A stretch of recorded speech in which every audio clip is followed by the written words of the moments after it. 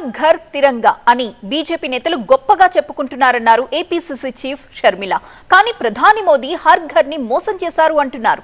ఈ విమర్శలకి కౌంటర్ ఇచ్చారు AP BJP chief Purandeswari.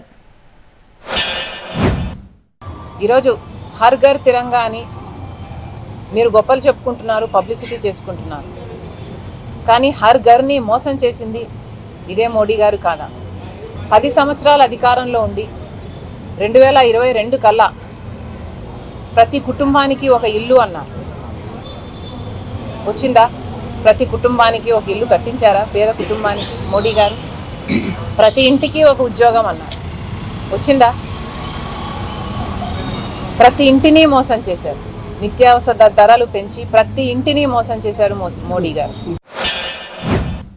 Bharatiya Janata party ఎప్పుడూ కూడా దేశ సేవకి అంకితమైనటువంటి పార్టీ.